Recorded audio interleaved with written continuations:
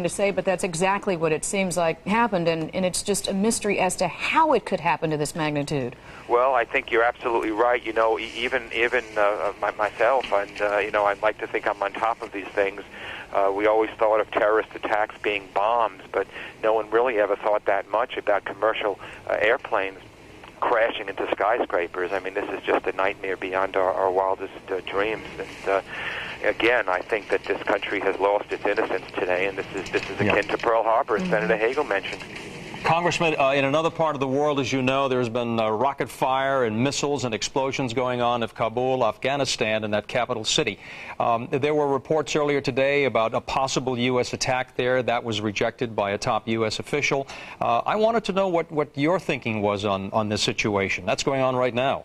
Well, we're told that that this has nothing to do with the United States. But I think one thing the president said was very telling. He said that we will track down those responsible and those countries that harbor them. And obviously, Osama bin Laden is given shelter by the Taliban in Afghanistan, who were among the worst in the world.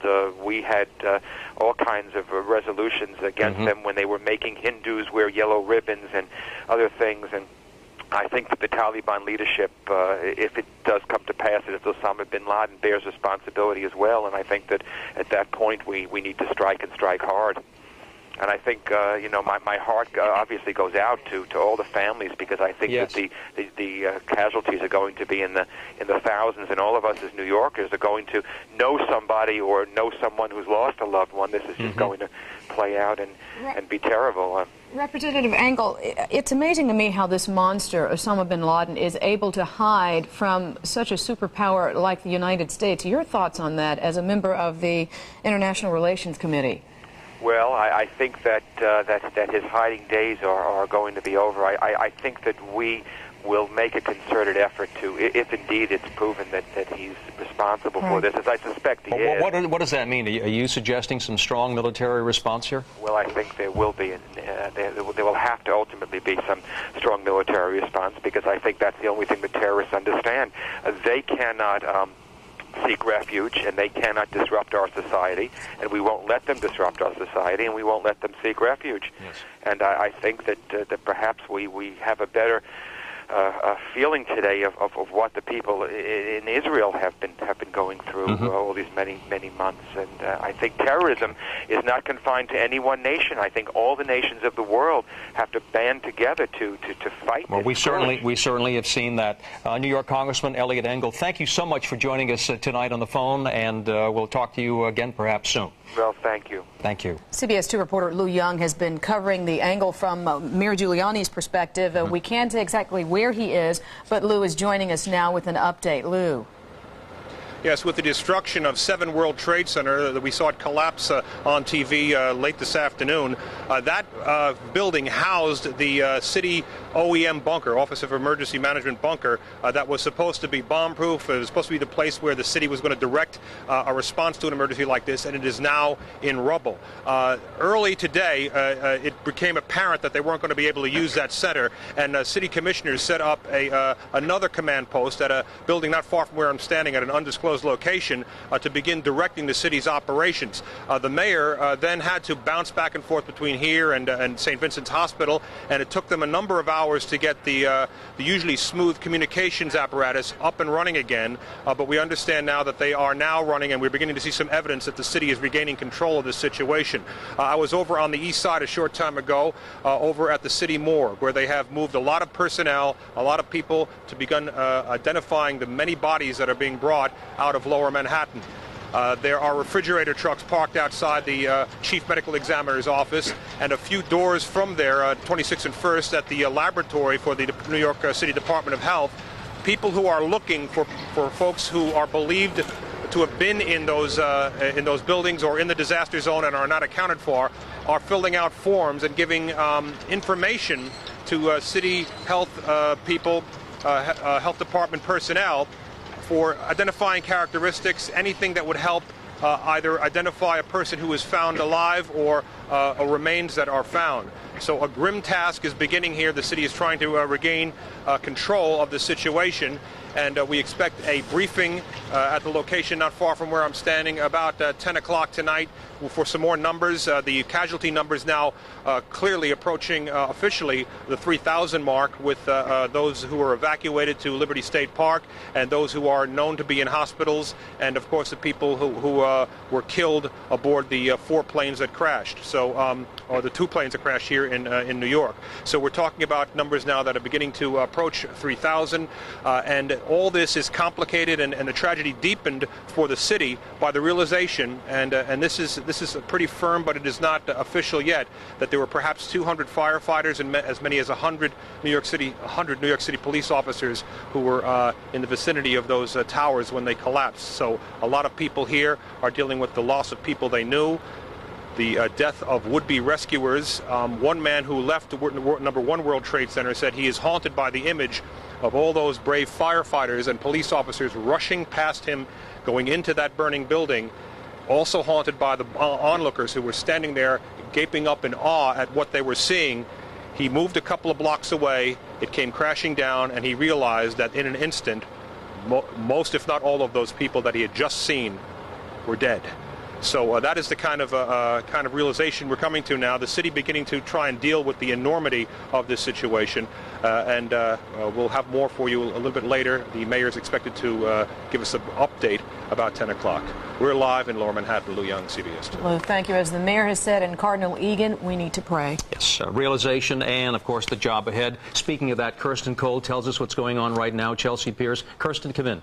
This is actually in emergency standby mode right here at Chelsea Piers. Behind me, this is an area that they have set aside for emergency triage. Specifically, it was going to be created to treat both firefighters and policemen who have been injured while on the job this evening. What you can see behind me is a line of ambulances that is stretching for blocks and blocks. This is people who are waiting. You talk about the spirit of New Yorkers, the spirit of help that is coming out tonight. It is just phenomenal. You see doctors and nurses walking their way out of Lower Manhattan. The triage teams, the emergency teams, are standing by inside Chelsea Piers right now. Doctors and nurses have been walking out. Now, we've also found out that there are 300 emergency medical and mortuary professionals who are being sent to both Washington, D.C. and New York. That is by the U.S. Department of Health and Human Services. That is going to begin to deal with the inevitable grim realities that we have coming out of this.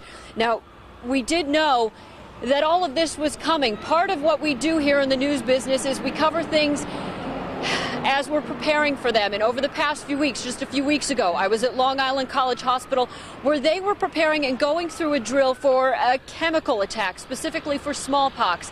They put their emergency room into full out mode in order to prepare for an emergency. They had their doctors on standby. They went through a drill running through these inevitables. Another thing that was going to happen, Grand Central Terminal this Saturday was going to do an identical drill, preparing for this type of terrorist attack. We have heard so much about this. We have been the victims of these types of attacks before, with the World Trade Center being bombed 8 years ago. This is something that we have feared mightily would be coming, and despite our preparations, we still are never ready for it. As a matter of fact, our viewers are going to remember that CBS 2 did a special report on the fact that our airport security in many places has gaping holes, and that is definitely borne out with 4 U.S. airplanes that have been hijacked.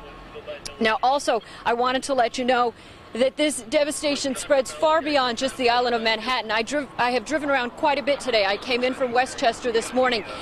And the spirit of the doctors who were trying to get through, the police officers who were working with the doctors so that they could get through the emergency blockades, yet still keep the island of Manhattan locked down and keep the people on this island safe.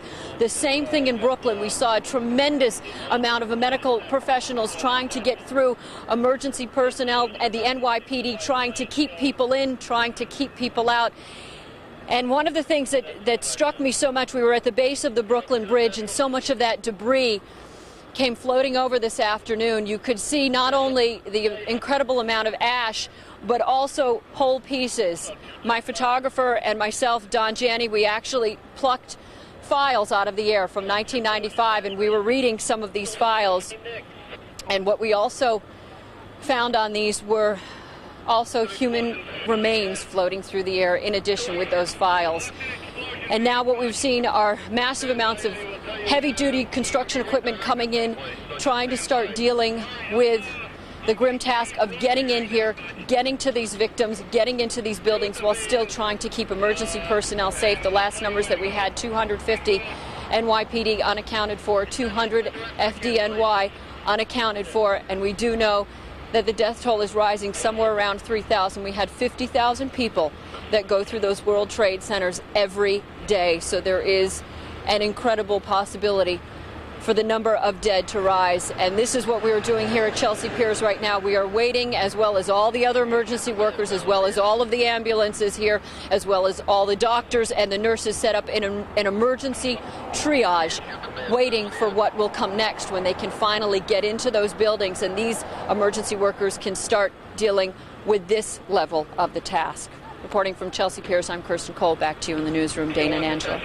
Kirsten, thank you so much. We are seeing so many pictures on that screen. They've been on the air since at least 9 o'clock this morning, a lot of them being repeated, of course. And we have something to show you now, and that is probably, you know, the sight that just can bring tears to your eyes for many people in this city. This is our New York skyline. Yes. And those of us who live here and have been part of the city for so many years and love this city and are love devastated. That skyline. You bet. And there's something really missing there tonight, Angela. There's a big black hole right there, and two incredible buildings once stood there, two buildings that New Yorkers were very proud of, shared so much history, and unfortunately we had a situation back in 1993, the World City Trade City bombing, of course, incident that took place, and no one expected this, of course. Nobody expected what happened today, but this was the site of those two twin towers and also that number 7 tower that went down today. A real sad note and a sad site right there. Yes. We're going to go now to Dana Tyler. She's in the newsroom. She has some information on the Tokyo Stock Exchange. Dana. Business news and additional closings I have for you, Angela, as it is tomorrow in Tokyo, and we have word from the wire that Tokyo stocks plunged. The dollar was sharply lower against the yen Wednesday as trading began cautiously in Japan just hours after the attacks in New York and in Washington, as well as President Bush again saying our financial institutions remain strong and the American economy will be open for business as well. But there is concern among economists that the attacks will cause consumers who are already, it's been a rough couple of months here, who've been cutting back, that this attack will cause consumers to cut back even further on their spending. And their spending, consumer spending, accounts for 2/3 of the nation's economic activity. Also, Alan Greenspan, the Federal Reserve Chairman, he was in Switzerland, Basel, Switzerland, in a conference and then on a plane returning to the United States when the attacks happened. His plane was diverted. His next meeting, October 2nd. So we're waiting to hear on that. Also, we've also talked Morgan Stanley, which had 3,500 employees in the two World Trade Center towers. A statement from the Morgan Stanley CEO, Phil Purcell. We just got this. We are all saddened and outraged by the attack on America today and extend our deepest sympathies and prayers to all of the people affected. He goes on to say how his focus, his immediate focus for his company is the concern and well-being and safety of Morgan Stanley employees. Also, he wants consumers, clients of Morgan Stanley, to know that you should rest assured that your assets are safe. If you are concerned about specific positions or operations, you should call your established contacts.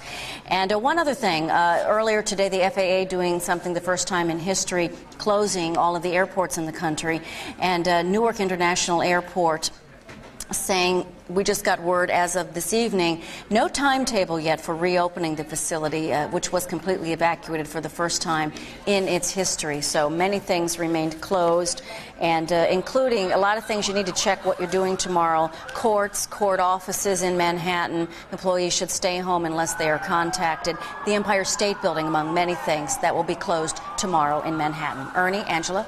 Dana, thank you. We'll check back in with you in a little bit. You know, I'm going back for a moment to that big black hole that we saw tonight.